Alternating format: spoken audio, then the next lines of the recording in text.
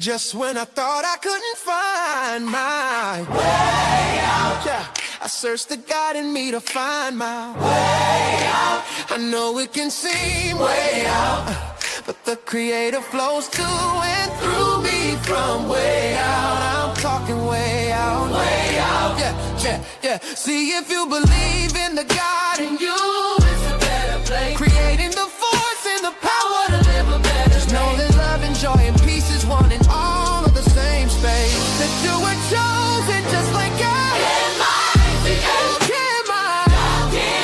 Your energy. That's right. Only you can make the change. Share your energy. Shine so bright from darkness from darkness to light. Yeah. And you'll find your way out. Oh, it won't seem way out.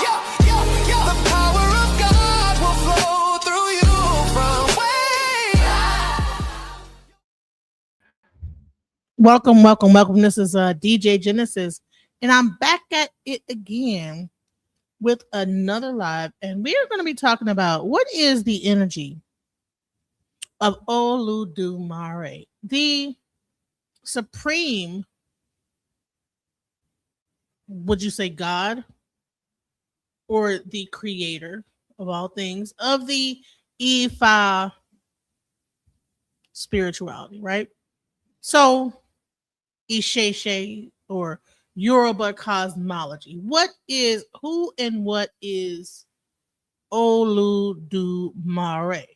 But before we get into that, we have to actually kind of get into some other things, because before we actually start to tap into Oludumare, we have to understand what the Orisha is. Now, I am going to bring up a TikTok of some of people from Yoruba, and they're going to give their understanding, because I believe that there are different understandings when it comes down to what people in the diaspora understand and what people in Yoruba understand. So I wanted to actually bring this out and open up a conversation, So let's start off with this video right here. Let's just go ahead and start it off. Let's go. Or that divine being in this world. All right, so we're going to start off with Eshu, right? So Eshu, a lot of people believe that Eshu is what in Christian belief, it would be considered like the devil, or the, like a devil type of energy, because a lot of times when we talk about African spirituality, they will try to say, well, this is demons and devils and evil and this, that, the other. So let's go first into Eshu, right? Now, anyone that's into Ifa cosmology knows that Eshu met Oludumare. Oludumare met Eshu in the darkness. So there's this whole conversation of whether or not Eshu existed prior to Oludumare, or did they exist simultaneously, like darkness and light, Is Eshu the opposite of Oludumare? Is Eshu the feminine energy and Oludumare is the masculine? There's this whole debate going on. But I found it interesting. This guy right here on TikTok, he's been very vocal about his beliefs, and when it comes to, so I'm just play some of the videos that he said and kind of get into it. I think he said a lot of interesting things. So let's go into first Eshu, because before we can get Oludumare, we gotta break down Orisha, Eshu, all those things, because there's a lot of misconceptions. Let's get into this understanding. Let's go. That has suffered from character assassination more than Eshu. The Yoruba divine being Eshu has been misrepresented, miscategorized, mislabeled by individuals that do not even know a single thing about the kind of personality he has or the kind of role he embodies within the Yoruba spirituality. Almost everyone, and particularly among the Christians, would have heard Eshu being called the devil. But beyond him being identified as the devil, do you know any other thing he represents? I believe not. This is because of a very calculated effort at a certain time to make sure that Eshu was demonized beyond recognition and to bestow upon Eshu every single thing that represented evil, where in fact there is not a single thing within the personality of Eshu as is being expressed by the Yoruba people that signifies that he has any semblance to the devil or to anything that the devil embodies within. Only Eshu has been called the devil, a trickster, the sex god of the Yoruba people, among many other different categorizations that are sought to diminish his personality and destroy completely anything holy that Eshu would have embodied. So I've been doing a lot of deep dive into the Yoruba spirituality, and one of the things that has taken my attention is to understand truly the roles of the Eromoles and Orishas within the Yoruba spiritual practice. And one of the things that surprised me was that the more I read about Eshu, the more I fell in love with Eshu. In fact, I was like, I resonate so much with Eshu. I feel. You know what's surprising to me is that Africans in Nigeria, at the same time we are learning about Ifa, they're learning about it too. This is the craziest thing I've ever. I'm like, what? So people in Nigeria are. He's saying when I read about Eshu, that means that he was not brought up being taught anything like this. So even people in Nigeria, in Africa, I mean, they're not, it's not something that people, like just know off rip. This is what Eshu is, this is what this is. Like, because African has been so Christianized, right? So what has happened is Christianity has replaced all like religions, like I would say nature-based spirituality in Africa. So even in Africa, they are reading about Eshu. That's the one thing I found very interesting about what he said. When I read about Eshu, right? Not because he was told by his grandfather or his grandmother or whatever. This is like this. He's learning by reading and doing research. Let's go. Like I embody personalities that Eshu actually represents in all these accounts that I have studied. So all of that internal expressions took me aback, and I was like, where did the concept of Eshu being the devil originate from? Because prior until after I did a study on how Eshu was demonized, I felt like there must have been a legitimate reason for the demonization of Eshu, because they can't just look at Eshu and call him the devil. Is there something that my research is hiding about the personality of Eshu that I have not been able to uncover? So I went into the rabbit hole to begin an investigation to how Eshu was demonized in the first place and how his name was made synonymous to that of the devil in the Yoruba Bible. I also wanted to know what logic made the people who ascribed Eshu with the designation of the devil come to that conclusion that Eshu was indeed the devil. And so that is crazy. He's saying the Yoruba Bible. There's no Bible. It's the oral tradition. These people are in Nigeria, and when they like talk about this, they don't even have any idea of what that this is an oral tradition. There's no Bible. There's no Yoruba Bible. Like he said, the Yoruba Bible.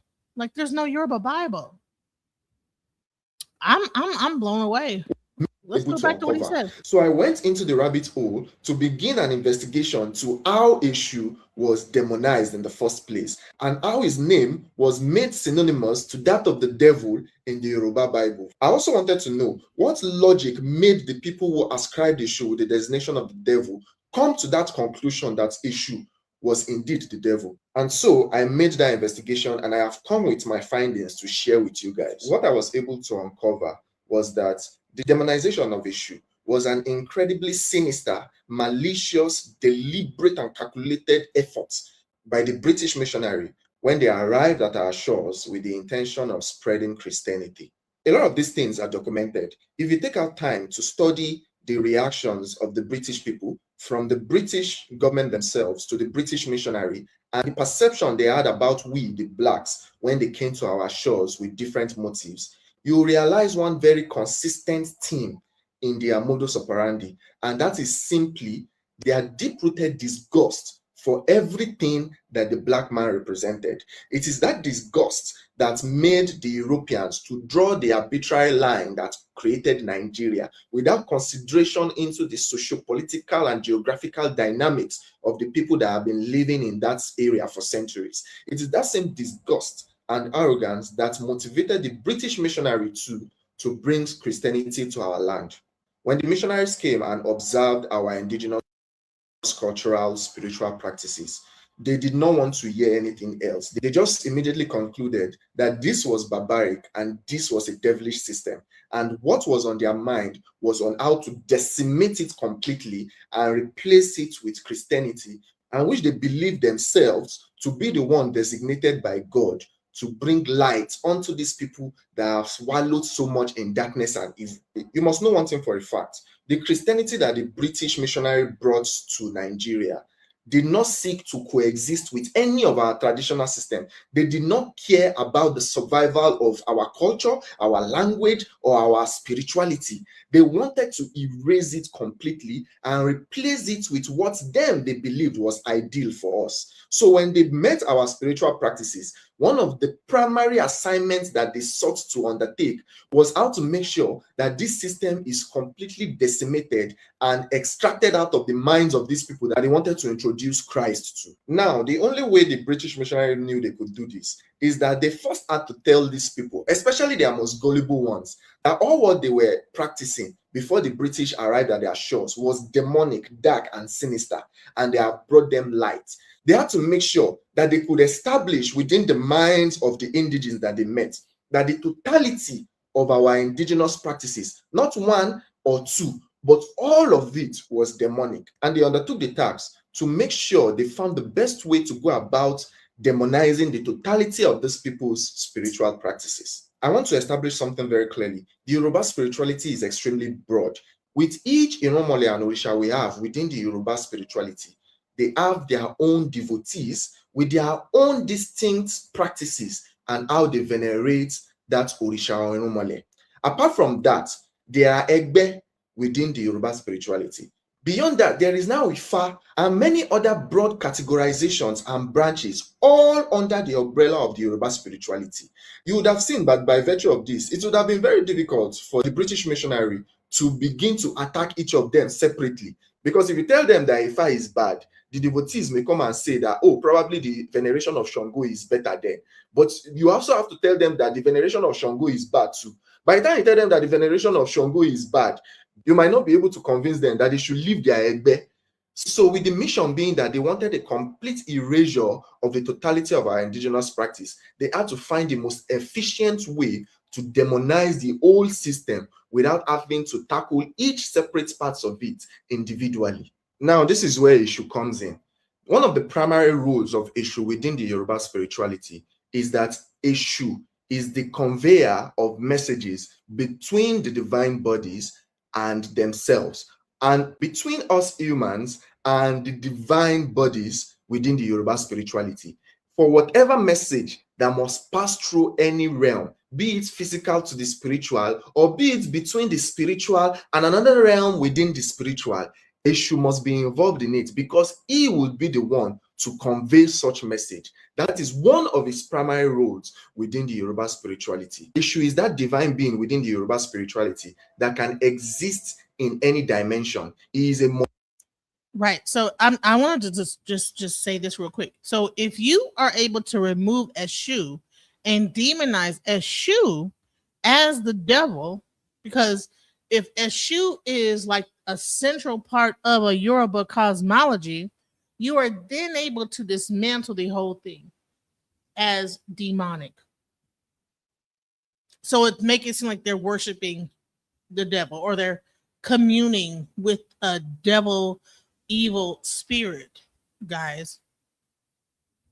So that's where we get this whole thing that this is like devil worship, it's black magic, and I want you guys to really hear what he just said. Is that Eshu is the conveyor of messages between the divine bodies and themselves, and between us humans and the divine bodies within the Yoruba spirituality.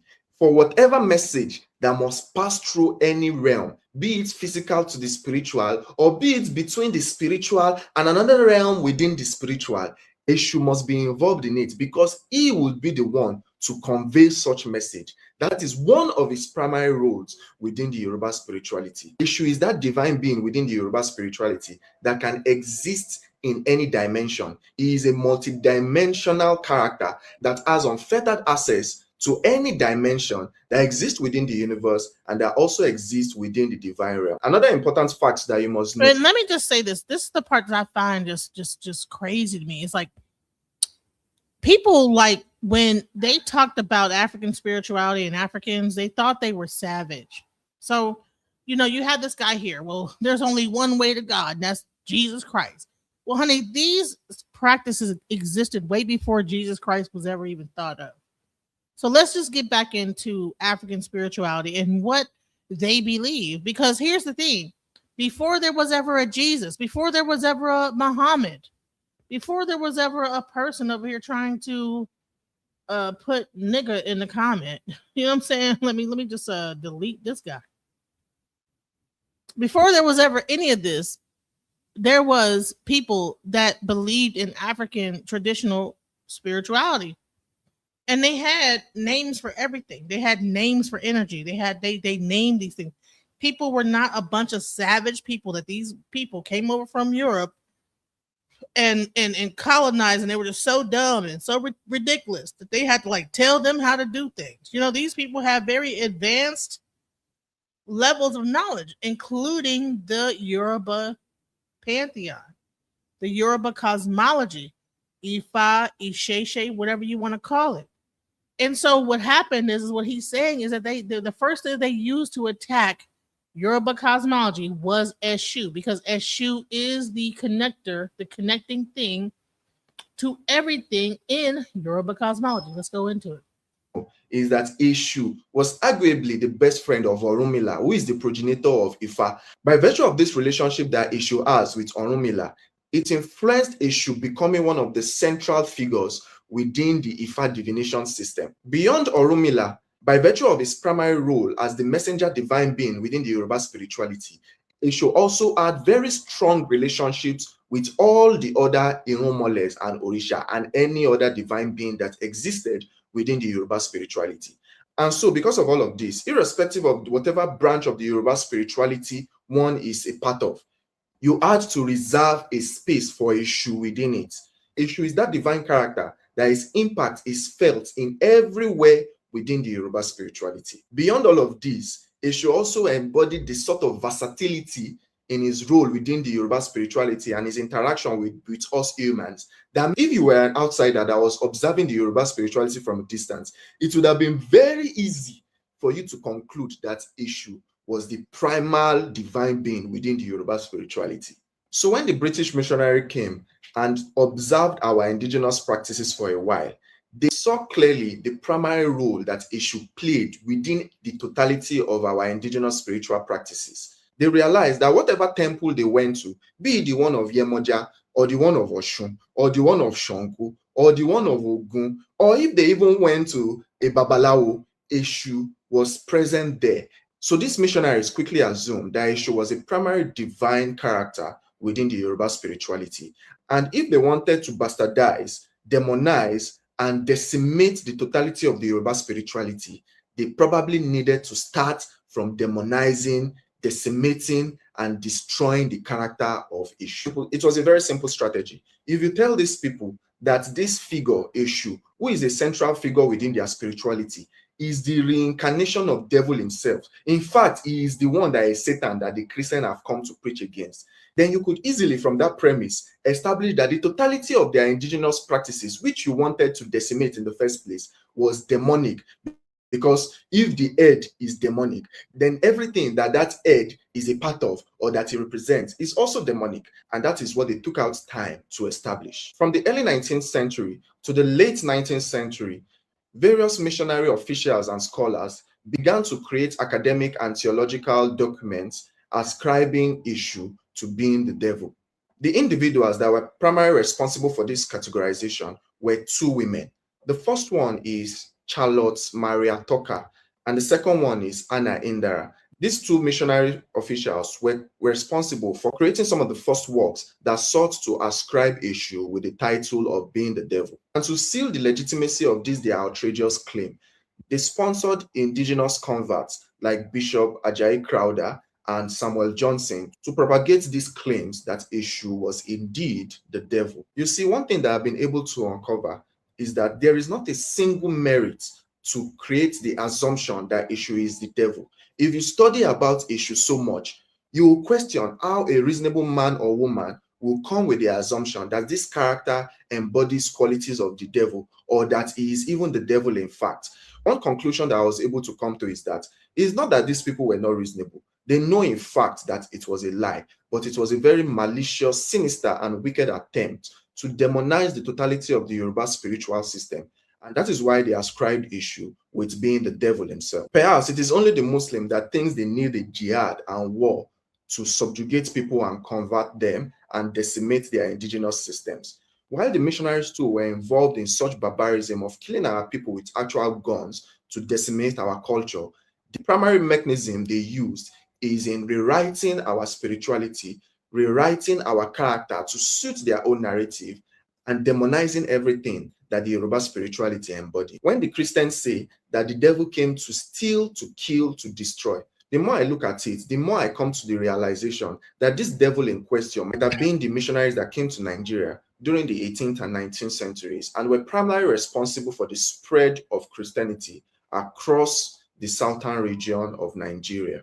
In my next video, I'll actually be talking extensively if there is anything within the character of Eshu that connotes any semblance to the devil. Another misconception about Eshu is that he is a trickster. This misconception, in fact, is even held by some Onisheshis, and I'll be dismantling it too. Eshu is not a trickster. Eshu is not the devil. If you studied Eshu personally and understood his role within the Yoruba spirituality, you will wish so much to be close to Eshu.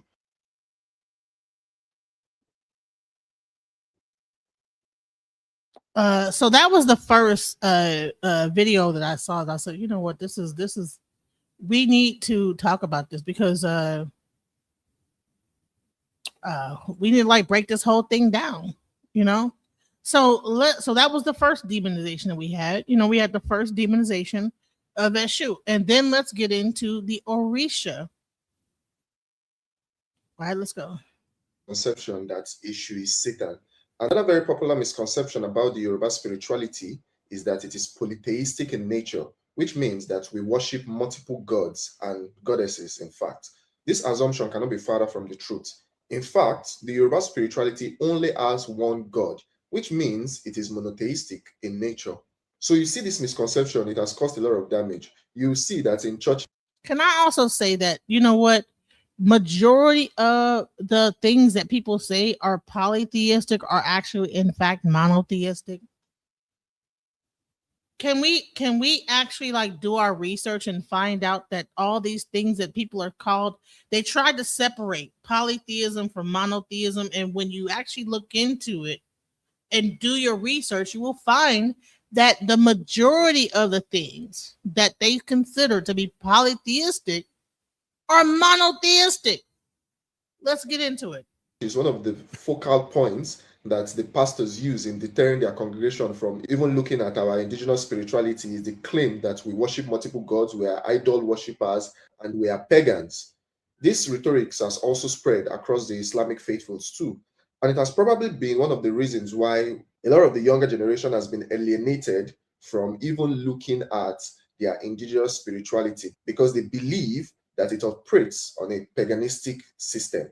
Also, in an act of self-sabotage, you will find Isheshe scholars writing within their literary works, especially when they are translating some of these designations to English, where they will substitute Orisha for deity and where they will substitute Orisha for gods or goddesses. I would personally have expected that they would know better that Orisha or Erumoles, in fact, are not deities, gods, or idols. I even saw one in one of the books I was reading. In this book that I completed, you see that in page 252, Falola was saying here that most notably, the worship of Yoruba Orishas or gods, such as Orunmila, Oludumare, or Shango. This is totally terrible way to couch that kind of sentence because it creates the presumption that Orishas are the same thing as gods or deities. If you also go on somewhere like Google Translate and type Orisha, it will bring out idol as the equivalent in English. So all of these has accumulated to present the Yoruba spirituality in a very wrong light. and we'll be trying to address one today, which is Orishas are not gods, deities, or idols. In fact, they are nothing close to any of those designations. So, like I've said in a previous video, to truly appreciate some words in Yoruba, you have to understand its etymology.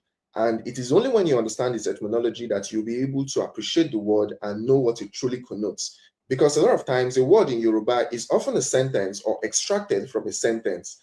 And in that manner, when you want to do a one-on-one translation to English, you probably will not have the right word equivalent in English, and you have to substitute it with something that is entirely different, that completely changes the meaning of that word. And one of them is Orisha. Now, what is the meaning of Orisha? When you look at Orisha in isolation, it might not even reveal its meaning to you, because Ori is head and Sha is select. So head select, probably you will still be confused. However, the designation Orisha is extracted from a much larger sentence, which is Eni Orishada, Eni Orishada. That is where they remove Orisha from. So now, what is Eni Orishada, where Orisha is extracted from? And for this, I'll be bringing out my pen and paper. So Eni here is simply an entity or a person. Then Eni Ori here is head. But in this context, it can also mean destiny. Sha is selected or to be chosen.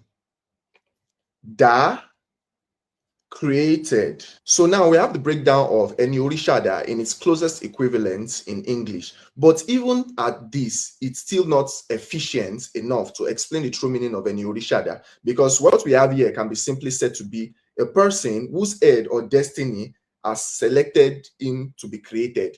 And in this context, it really does not mean anything. But to save us the time, let me just go ahead and explain what Eni Orishada means as a concept. Eni Orishada is simply a person or an entity whose destiny or Ori has elevated them on a path of greatness above their contemporaries. When your Ori selects you and creates you specially, you are someone that embodies more essence of Oludumare or more essence of Awon Irunmole. And by virtue of that embodiment, you will now rise above the station of your contemporaries. And this is reflective in how the person lived their life. You will see that they usually led a very successful and prosperous life where they were praised and admired by their contemporaries. So within the Yoruba spirituality, we know for a fact that Orisha is not a god or a goddess or a deity or idol. We know that an Orisha is simply an entity who had achieved great feats when they were on their journey on earth. And by virtue of those great feats that they achieved, they amassed a lot of following and admiration from their contemporaries. And eventually, when they were believed to have ascended to Orun, these admirers and followers of theirs, believing these individuals to have become divine beings, began to venerate them and become devotees of that particular Orisha. By virtue of this meaning that I have explained, you might want to ask, what truly qualifies a person to become an Orisha? Because ordinarily, by virtue of this definition, there would have been a lot of people who would have done some really great feats and would have been identified as people who their destiny selected for greatness. However, they were not turned into Orishas like some of the few ones. And from my own understanding, there are some criteria that allows you to be better suited to be elevated to the status of an Orisha within the Yoruba spirituality. So I highlighted some of these criteria and characteristics that allowed for an entity to be better suited to be elevated to the status of an Orisha. And one of them is greatness. Now, this means that such entity must have objectively been a great person, embodying personality of charisma or any other personality that would allow people to be astonished by their person and want to follow them and submit to their guidance. Now, the next one is that you must have contributed to the collective prosperity of your followers or your contemporaries at the time when you existed within this world. Usually, you will find out that Orishas were incredibly great people that contributed to the prosperity of their contemporaries. For instance, Orisha Shango, the Alaafin, was a warlike figure with charisma and strength that allowed him to triumph in battles and expand the territory of the Oyo Empire farther than it was before he ascended the throne. Another and perhaps probably the most vital characteristics that allows for an individual to ascend into the realms of becoming an Orisha is the embodiment of primal energy or the embodiment of some metaphysical energy ascribed to a particular eromole. So one thing you must understand is that the Yoruba civilization was an incredibly spiritual and metaphysical civilization.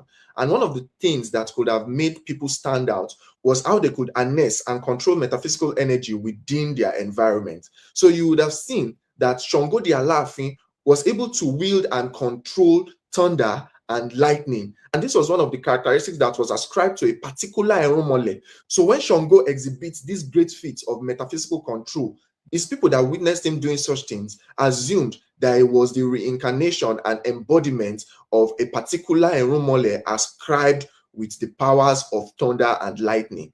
So the ability to wield immense metaphysical power that is ascribed with a particular eromole or a particular energy that has been embedded in this world by Oludumare is one of the primary catalysts that might allow for one to ascend into the realms of becoming an Orisha.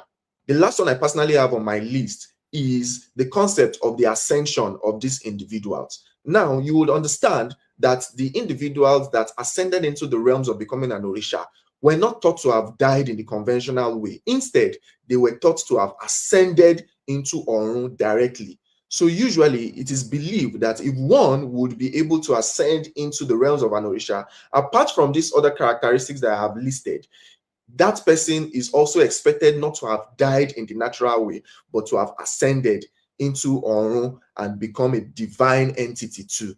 So from studying most of these Orishas that we had, these are just the few personal list of criteria I believe facilitated their ascension into the realms of an Orisha. So given the explanation that I have given so far, we can even make some particular inference. And one of those inferences is that you and I have the possibility of becoming an Orisha too. If we embody greatness, if we achieve great feats, and amass following and loyalists, contribute to the prosperity of the Yoruba society, embody the personality or energy or power that is ascribed to a particular eromole or a particular energy embedded in this world by Oludumare, and probably believed to have ascended at the end of our journey on this world, we might as well probably be elevated to the status of an Orisha. So really in concept, anyone within the Yoruba society can ascend into the realms of an Orisha. So from all I have said so far, does an Orisha sound like a deity, idol, or god to you? It is not the case. We only have one God in the Yoruba spirituality, which is Oludumare. No one greater than Oludumare, and no one on par with Oludumare. It's not like some deity that has been ascribed with the title of God, but decides to speak to a certain particular race or drops a book from heaven. Oludumare is beyond our plane of imagination. And within the Yoruba spirituality, we believe that we cannot even fully comprehend Oludumare. However, through divine beings by Erumoles, who are the primordial energies of this world, and Orishas, who are individuals that have ascended into the realms of the divine, we feel and perceive the energy that Oludumare has embedded in this world. And that is why we venerate our Orishas and venerate our Erumoles, because we believe them to be a beacon or an embodiment of the power and energy that Oludumare have embedded within this world. We do not worship our Orishas, nor do we worship our Erumoles. We venerate them, we revere them, and that is how it has always been. So we do not have multiple gods or goddesses or deities or idols. We have only one, which is Oludumare. And beneath him are other divine beings and primordial entities like the Erumoles and the Orishas. So subsequently, I'll be talking about Erumoles because sometimes Erumoles are also miscategorized to be gods or deities, and that is false too. If you think you have anything to add, please drop it in the comment section. See you guys on the next one. Hello, guys. So apart from the right. So hold on, let me do this real quick. So again, he is breaking down the understanding of Eshu. Now he has broken down the Orisha. Now, in his description of what an Orisha is, it might be easy to say, well, isn't Jesus an Orisha then? If this person lived on earth and etc. So let's go into that. I made a post about what Orisha meant, and in the comment section you see these comments where someone was saying that in that case Jesus was an Orisha too. And in that moment I was very, very angry because you see, I kind of find it very foolish to call Jesus an Orisha. Jesus is not an Orisha. If Jesus had existed within the Yoruba civilization, he would have been a regular person that would have been forgotten by now. Even within his own nation where he was born into, Jesus was not central to the prosperity of his contemporaries. Because if you look at the accounts of when he existed, the Israelites were under the subjugation of the Romans. And I find it kind of foolish because if you were a savior of your own people and you are claimed to be God, in fact, you would know that the Israelites at the time when Jesus was alive did not need a theological philosopher. They needed a warrior. They needed someone that could take them out of bondage. They were suffering. They were starving. It's just as though you were preaching religious reforms to people that were mostly destitute. And it doesn't really make any sense if you think about it deeply, because now this dude is held in so much high esteem, is even called God in some cases, and he couldn't even change the conditions of the people. That's why most of the Jewish people are not Christian. 90% of the current Jews do not believe in Jesus. He is a false prophet to them. So why would I ascribe the sacred designation of my own ancestor to a very underwhelming character like Jesus? So please, Jesus could never be an Orisha. The Orisha designation is a very sacred designation that is only reserved for divine entities within the Yoruba spirituality and not to anyone else. It's not a title that can be used loosely for any Tom, Dick, and Harry. So please, when I come out and take out time to make explanations like the one I make and breakdowns like the one I make, and I see someone typing something foolish in the comment section, I will be forced to curse you because you know? See, I'm not the one to naturally take a stab at anybody's religious beliefs because I do believe we experience the divine creator in different ways. You understand? And I do not indulge in any characteristics that would present me as a fanatic. But when you come to the concept of Jesus, he's just an insult to me. Because I don't think you understand how underwhelming Jesus was. I don't even think he was a very wise person. In fact, some things that if he had had a little bit of sense, he would not have said and ended up on a cross. He went on to say them. And I can only think of two reasons why he would behave in such a manner. Probably he's a foolish person, number one, or maybe he had a death wish, he was suicidal. So beyond that, I think the people that set up the conventional Christian theological system today knew how underwhelming Jesus was. And that's why they had to incorporate books from David, Solomon. Those guys were elebos, they were presenting sacrifice to their God day and night. But now if you go to church, it's the Psalms of David, books of Solomon. That's what they used to preach. Sometimes they can go a whole year without touching anything that Jesus said in the New Testament and just resting their preachings on the historical accounts of the Israelites and the philosophical documentations of their characters like David and Solomon and the rest of them. It's just a whole lot of nonsense. The modern day Jewish people who are the descendants of Jesus himself do not believe in him, not to talk of you that you are many miles away. So please do not try to misappropriate any of our sacred indigenous systems, from our language to our culture to our orikis, and ascribe it to a very underwhelming personality like Jesus. You just end up creating more resentment towards the system that you guys are establishing. I really think a lot of you guys do not have the capacity for deep thoughts, but then again, it's not in my place to save you. But just, stay on your own corner and do your own thing and let the other people do their own thing. That's just it. I mean, listen, I have nothing against Jesus, but I'm going to say that this is, this is not the views of me, but I'm just saying that interesting. You know what I'm saying? I found it very interesting. So anytime I come here and tell you guys that the Yoruba people, their history and spirituality is in grave danger, it seems as though that I am exaggerating, I am a fearmonger or something. But consistently, I have seen things that have corroborated the fact that we are in trouble. Our history and spirituality has been distorted beyond reason. And I just want to express one to you. So I was reading this book, The Myth of Ife. Now, it was written by a white man, but the reason why I picked it up was because it was recommended to me by a friend who said that even though it was written by a white man, the accounts within it was the undiluted testimony of an Oni of Ife, which is Oni Ademiluyi Ajagun. And the account in that book is exactly as he said it, with other reference to babalawos and priests within the Ife. And the white man did not impute any meaning into what was told to him by the Oni of Ife at the time. So that was why I picked up that book. And now when I began to read it, it's a small book, so I could finish it quickly. Then I got to a certain page, particularly page 57. Although there have been some pages that have been saying some things that didn't make sense to me. But this one stood out to me and I just want to read it out to you. So in page 57, it's talking about Orishanla. And this was the account that was given by the Oni of Ife according to the writer of the book. So let me just read it to you. Orisha was a god of great knowledge, open brackets, apart from the contents of the bag which was stolen from him by Odudua, close brackets, and taught his son, Olurogbo, who according to tradition is the ancestor of the white race. The Oni attributes the ascendancy of the Europeans to the upbringing of Olurogbo. If you don't understand what is written here, it's basically saying that one of our Irumole's son was the father or the ancestor of the white people. And particularly, the Irumole in question is the son of Orisha, who is known as the wisest son of Aramfe. And because of this wisdom Orisha had, which he taught to his son, Olurogbo, the ancestor of the white people, that is the reason why the white people are much more superior and smarter and better than the black people. That is what ascendancy means here. Go and check the meaning of ascendancy. It means superior, to be greater than. And according to what was written here, he said the Oni, so he's trying to say that this is the account that was given by the Oni. The Oni attributes ascendancy of the Europeans to the upbringing of Olurogbo. Now, I don't have anything to rebut this claim. I don't have any facts to rebut this claim, but I know it's a lie. I know for a fact that this is a lie. That there is nowhere in our history that our Rumoles will ascribe wisdom and ascendancy to the white people. Especially when probably we have not even met the white people at the time when these mythologies were formulated. These are the kind of distortions that has plagued our historical accounts for. And see, it's not as if I'm going out of my way to look for these sort of books. They come to me, and when I read them, I see the kind of distortions in them, and I'm very sad.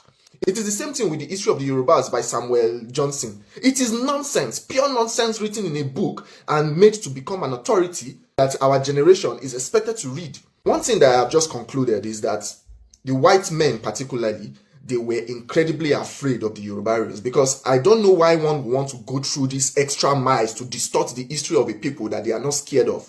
You understand? Because they know that distorting that history will be a mechanism which they can use to subjugate our subsequent generations, like the ones that have come before us. But it ends in this generation, Nitemi. And me personally, if anybody is not going to support me, I will make sure it ends in this generation. That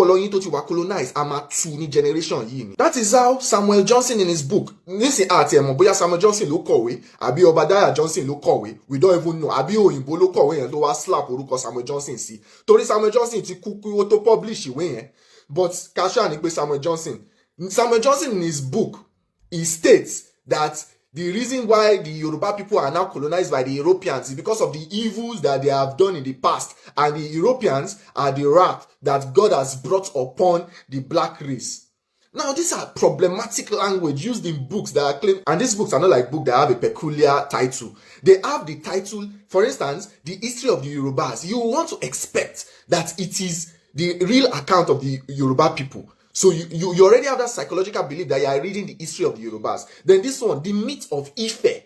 You want to expect that what you are going to get is authentic, especially when it is claimed that the Oni was the one himself that gave the account, that it is just the white man there just documented it. But when you see things like this, you know that this is nonsense. And this distortion runs far deeper than we can ever imagine. That's how someone sent me the video of one idiot the other day, where he was quoting one Oduifa and using it to say that the Oduifa establishes the fact that Onumila's children were Muslims. And I cannot even fathom the connection, especially when he even went ahead and read what the Oduifa says. How does this connect to establishing that these people were Muslims? It doesn't even make sense. And these are people that has amassed a lot of following due to their sensational idiocracy. And you go to their pages, they have 80,000 followers, 100,000 followers, and they have been spitting out nonsense. What I just want to let you guys know is that you have to have discernment. If you do not have discernment, you will digest rubbish and you will enjoy it. You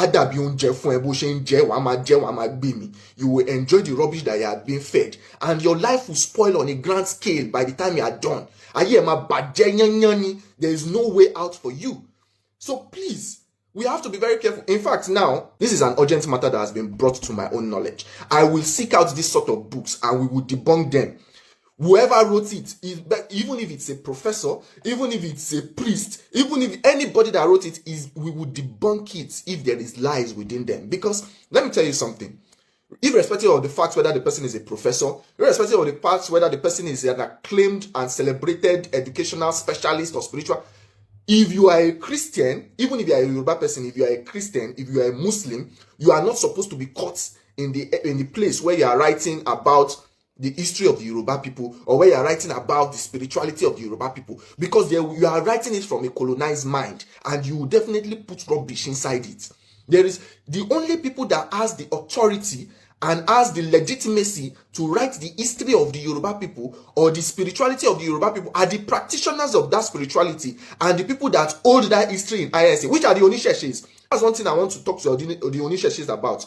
Your life, if you are an Onisheshe now, is not just for you. We have to come up, reach the ends of affairs in every way possible within the Yoruba country and make sure that we debunk this nonsense. You have to become professors. You have to become great lawyers. You have to become great scientists. You have to become great everything so that we can stand on a point of authority and debunk all the nonsense that has been tied in claims that they are writing our history and our spirituality.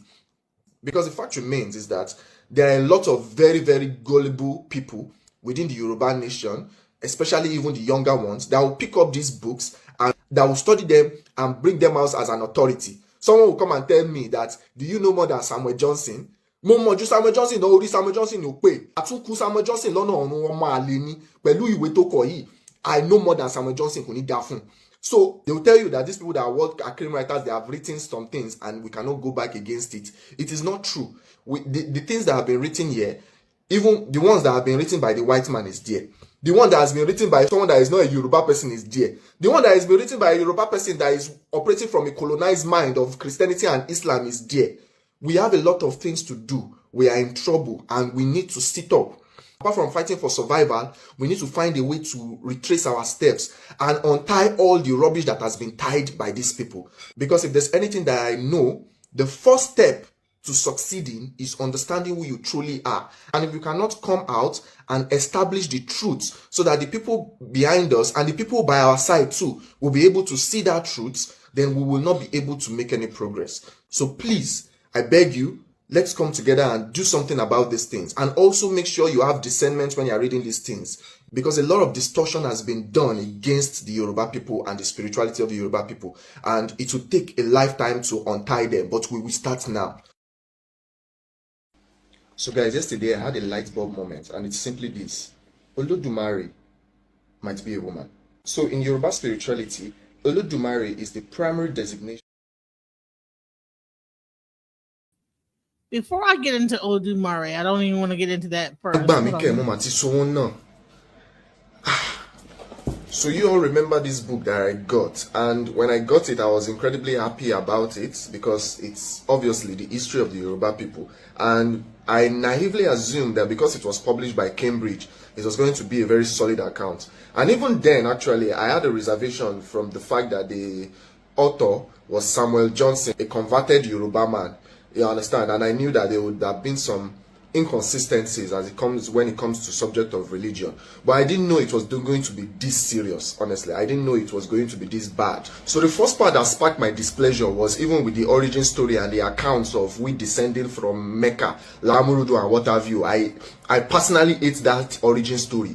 If there's anything that I want to be expunged from our historical account, is that we descended from one Yeye Mecca, and that story took about 2 pages in this book, and I don't know why. My conclusion at the time was, when I was even reading it, was that if the Yoruba people have forgotten their origin story, they should leave it. A lot of people do not know where they came from because it's far back into the past. You understand? A lot of things, the story would have been diluted, it has been lost. So if we have forgotten our origin story, we should leave it alone and focus on the part of our history that we have verifiable facts about. Then I went slightly further when I was talking about the Yoruba religious system, and first I was disgruntled because only like about 5 pages was allocated to that whole chapter of Yoruba religion, which I think is insufficient for a book this size. Apart from some very unfamiliar nonsense that I came across, the part that got me angry the most was the depiction of Ishu as Satan.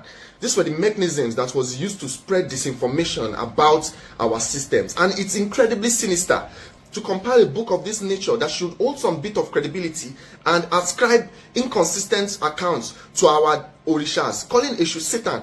These were the mechanisms the European used against us. Apart from other forms of media and propaganda, that they published these things in books like this, under the guise that it was written by our own people to give it some legitimacy. But it's completely bladderdash, useless stories. So I still went on reading it, and let me just even read a passage to you and show you the kind of disdain and the kind of literary devices and tone they used in this book to commonize our systems and make it seem as if it's nonsense. Let me just read this part to you. So in page 29, it was talking about Egungun, and in the second paragraph of that discourse, it was like, this feigned voice is said to be in imitation of that of a species of monkey called Ijemiri. The animal is regarded with superstitious reverence, the power of walking erect, and talking being ascribed to it, and it's esteemed a clever physician.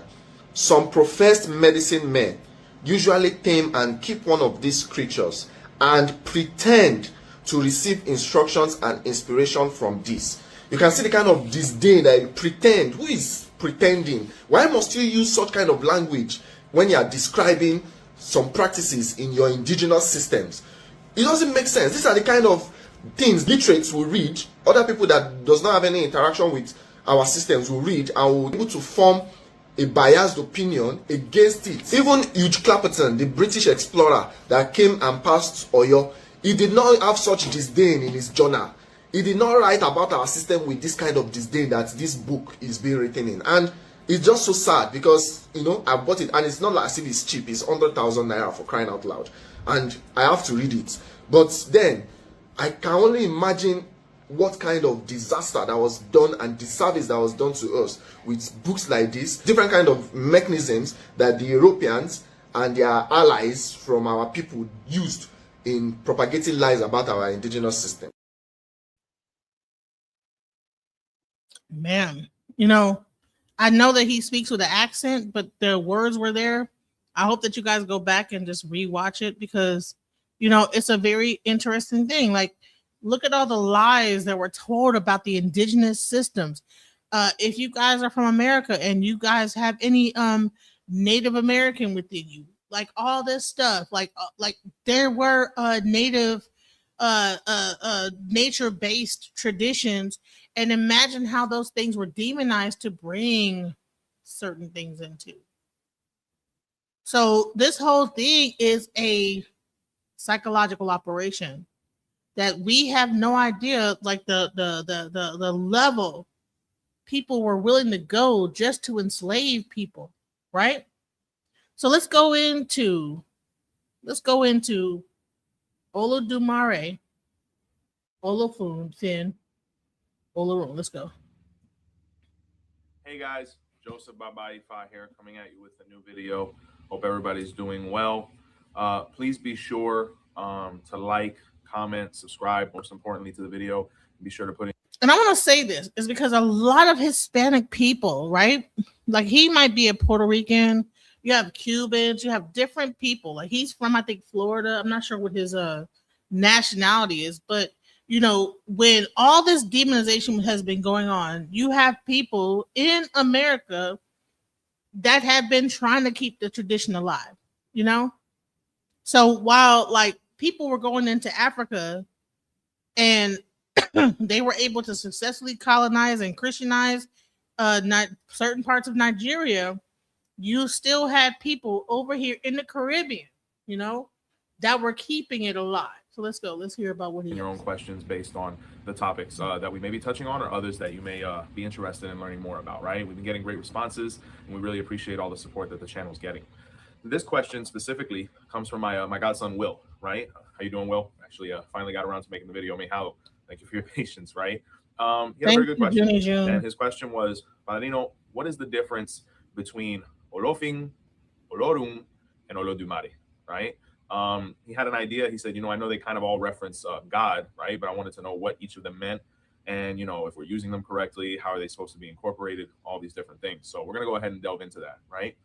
So we're going to go ahead and start off with Olofin, right? Being that it's the one that I guess. Before we talk about like this whole thing, I want to say that God in a concept is not the same concept of God that we understand in Christianity, Islam, etc. So we have to like, so in order for you to really understand the concept of God in Ifa tradition, it is not the same concept of God in Abrahamic faith. So I think that you guys need to like when you're listening to this, please understand that this is not the same concept. First of all, let's get into that. All right, let's go. you can say is closest to earth. So when we look at the word olofin, it's a compound word like most things in Yoruba are. The first part of that word is olo, right? And the word olo means owner, and the other part of the word is ofin, which means law. So when we look at the term olofin, it actually means owner of the law or governor, right? And what ended up happening in Cuba is this actually ended up becoming the term most synonymous with God, right? When you look at Western culture, Neo-Latin culture, diasporic culture, the owner of the law was seen as God, right? Being that politics and all these different things are so present in the New World, it kind of got affiliated with that, right? That's one explanation as to why. But when we actually look at the word olofin, it doesn't necessarily mean God. It does represent a very high position within society, though. And probably the reason that it got most associated with God or the concept of an almighty being was because of the person that title was first associated with. So when we look at the word governor, and we look at the connections that it has, the first olofin was actually Odudua, right? And Odudua has a couple different titles, and the first one was olofin, and specifically olofin aye. The word aye references the world. So when we say olofin aye, we're talking about the governor of the world, and Odudua was the first one of this. You're also going to hear the term olofin adimula, which means the governor, and then we have another compound word that comes after it, adimula. So we have the word adimu, which means offering, and la means great, which means the governor who receives great offerings or large offerings, right, because of his position. The reason probably that olofin, even though it was associated with Odua, actually ended up becoming associated with the idea of a supreme being is because that's what Odudua was on Earth. And when we kind of look at that concept, it was the most easily relatable, right? Because, you have the idea of the governor of Earth and all these different things. Well, we associate that with God. When in reality, it was the title that was first given to Odudua. Is it still legitimate to call, God Olofin? Perfectly fine. At this point, from a cultural standpoint, there's no way we're going to be able to get rid of it. So, and everybody knows what you're talking about when you say that, especially in the Lukumi practice. So perfectly legitimate. So that's why Olofin, that word got associated with God, because of Oduduwa's position and him being godlike, right? Him being the first Odisha, etc. So that's the first answer for the first phrase, right? Olofin. So that's that. So then we go into the next one, which is Olorum, right? You're going to notice the term Olo here quite a bit, because when we're talking about an almighty being, we're talking about an energy that owns things, right? Or that things belong to that being, that, they created it. So the word Olorum, once again, is a compound word. The word Olo, once again, means owner, and Orum actually means the sky, right? So when we put them together, it means owner of the sky. And this actually really correlates to the sun, right? And it is one of the titles of God Supreme, right? Now, the reason being is because if we look at the sun, it's a sky deity, and the Yoruba peoples in antiquity recognize the sun as being the source of all life. So if you're the source of all life, you represent this oneness, and you're this this energy from which we emanate. Therefore, you must be God, because we're all born from it, or we're all in need of it, right? Ifa also backs this up to where Olorun is one of the terminologies or phrases used to reference God, right? But most importantly, it references the sun, being that the sun is the owner of the sky, and it is the most prominent figure. You're going to see a lot of that explanation in the Odu of Ejobe, right? Just like the word Olofin, because in the Odu Baba Ejobe was where Odudua was identified as Olofin Aye, right? When he was actually put in place to be able to govern Earth. So you're going to see a lot of this in the Odu of Ejobe. So that's where Olorum comes from, owner of the sky, the sun. That's why it was associated with God, because all life comes from the sun. Without it, no life is possible, thus being that divine presence and allowing for life, right? So that's why that phrase got associated with God, right? So that's the first two. We have Olofin, which means governor or owner of the law, a very godlike title, and then Olorum, which actually refers to the sun, or where life comes from on Earth. So the other word that you're going to hear, and in my opinion is probably the most complete when it comes to referencing the idea of an almighty power, is Oludumare, right? Let's break down this word. We look at the word Olo, once again, it means owner. Odu can be a reference to years or a time frame, right? And if we kind of break it down even more, mare, we look at the word ma, sometimes it means no, or like a negative action, and then re, or reo, which means to reveal, right, or to manifest. So when we kind of contract all of these things together and kind of put them in a logical process, olodu, which means owner of the times, mare, that have not manifested yet, right? So we're talking about times infinite, where you're also going to hear that translation that Oludumare means, the owner of times infinite. So we're talking about the owner of the times that have not even presented themselves yet or manifested yet. So we're talking about basically something that's eternal, which is one of the characteristics that God has to have, right? And when we're talking about time, we're also talking about time immemorial, forgive me. Even before, we were cognizant of time, even before we probably even existed, this energy was present, right? So that's probably, in my opinion, it's one of my favorite terms to refer to God, but all of them are legitimate, right? But that's what that term basically refers to. And another thing that could probably explain that would be that Ifa recognizes that one of the few things that wasn't created was time. So therefore, it was always present, kind of like Oludumare. And you're going to hear some debates as to whether Eshu was created or whether he was always present in the absence of light, right? These were kind of the energies that were there at the beginning. So when we're talking about this gentleman's title, or energy's title, it's talking about times even when time first existed. So that's how epic it kind of gets, right? So those are the three terms you're going to hear when we're referring to the divine power. Olofin, which means governor; Olorum, which means owner of the sky or the sun; and Oludumare, which means he who is the owner of the times that have not manifested, or times infinite, right? That which is eternal. So I hope I was able to answer your question well, Will. You send me quite a few on frequency, Mihalo. To everybody that's taking the time to watch our videos, we sincerely appreciate it. Please be sure to subscribe, like, comment, etc. Botanica Candles and more. We're doing wonderful. We got a lot of new things coming out that we're going to be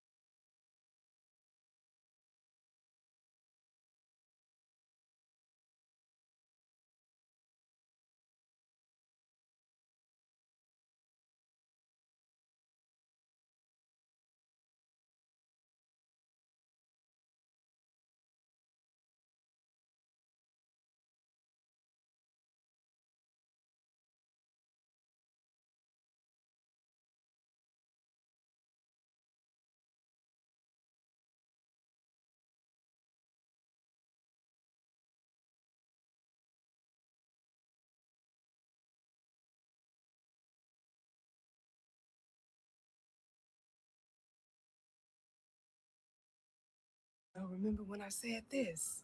It's going to be a hot take, so I'm going to need all of my Arisha people to either hold on tight, breathe deeply, or just go ahead on and scroll. My God, or Supreme Being, has never and never will be a man. And I don't care what tradition it's in. Now, the community was ready to hang me up by my titty nipples and burn me at the stake. But that's okay, because I'm rarely ever wrong about these things. Often early, but very rarely ever wrong. Watch this. Oludumare might be a woman. So in Yoruba spirituality, Oludumare is the primary designation that is ascribed to the Almighty Creator. And one profound thing about the Yoruba language is that usually a single word is a convergence or the coming together of multiple words to form that single word. And that is why it is very problematic when in translations to English, most likely, they try to translate that word directly to another word that already exists in English. Most likely, a particular word in Yoruba is a sentence. And to be able to extract its meaning properly, it has to be translated into a sentence and not a word in English. So let me explain. For instance, Oludumare does not mean Almighty Creator or Almighty God, as it would be translated to if you were using Google Translate. And Orisha does not mean deity or smaller gods. So these words, they have meaning. And when you translate them in a wrong manner, you lose those meaning. So now, why would I say Oludumare is a woman? It comes from a deeper understanding of the word Oludumare. So quickly, let's look into the etymology of the word Oludumare. So like I said, the word Oludumare can be broken down into different independent words in themselves. And if you want to do this, let's break it down. The first word is Olo. Then the second one is Odu. Then the next one is Ma. Then the last is Re. When you bring this together, it forms Oludumare. Olo, as a standalone, means the owner of, can also mean the custodian of, and can mean the lord of. That's where you get the titles of a lot of these kings, where you have Olowu, Olomu. So Olo simply means the owner, the custodian, or the lord of something. Now, Odu. Odu can be translated to mean a pot or a vessel or a sauce, and that is simply what Odu means. Then Ma, we all probably know what Ma means. Ma is not or never.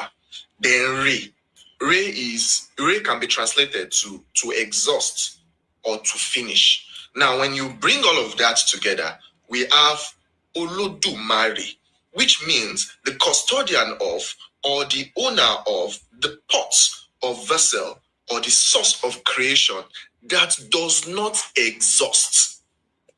That is what Oludumare means. So Oludumare does not mean Almighty God. Oludumare does not mean simply God. Oludumare does not mean omnipotent God or omnipresent God. That is one of the terrible things that inefficient translation did. So if you want to translate Oludumare properly to English or to some other language, a single word does not accommodate it. It is a whole sentence, same as Orisha, but we're not talking about Orisha today. So when you look at this sentence, the custodian or owner of the pots or vessel of creation that does not exhaust. What came to my mind instantly is that this is a feminine energy. Because when we look into nature, when we look at ourselves as human beings, the custodian of the pots of creation is the woman, because she's the custodian of the womb. And this is why, no matter what tradition you are in, you must study from the perspective of a scholar and not a sheep. Thoughts, guys? Thoughts, guys? Let's go. Manifestation. This is when you express. Let us talk about manifestation. This is when you express your desires and intentions to the universe, believing that it will align things in your favor. And it is very much in line with the Yoruba poetic style of praying known as Iwure. Iwure in the Yoruba culture is done to Oludumare. Now, who or what is Oludumare? That word literally means the cauldron, the large pot that is inexhaustible. Odu is a cauldron, not Odu. Odu. And Mare means can never finish. It can never be exhausted. So Oludumare is the embodiment of a pot whose content can never be exhausted. This doesn't really mean God in that sense. Oludumare is actually the Yoruba metaphor for the universe. Eledumare is neither male nor female. Nothing in that word suggests gender. This Edumare can be accessed through the elements of nature known as the Orisha. The best metaphor that our ancestors could think of to describe this supreme energy is Oludumare, the very large and round pot that can never fully be experienced. We are never going to be able to understand it or him or her in full. But we know that Edumare is conscious and in charge, and that is the Yoruba understanding of the workings of the universe. Washiri.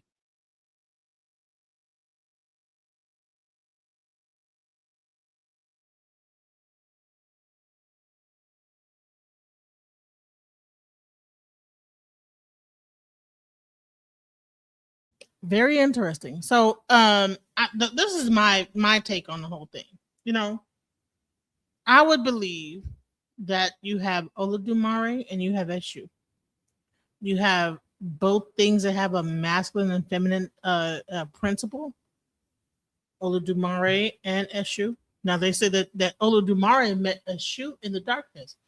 I don't know whether Eshu itself was feminine energy and Oludumare was the masculine because you have the light meeting the darkness. I don't know.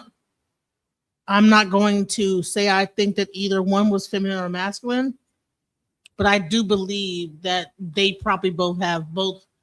Everything on this earth, everything in the universe has both principles. So whether or not, I'm not gonna like debate whether or not one is more masculine or feminine than the other. You know, it's difficult to describe the creator. Thank you. Exactly. But you have people talking about this, you know, like you have people trying to demonize Eshu. You have people saying that Oludumare is a woman or a man or whatever, you know.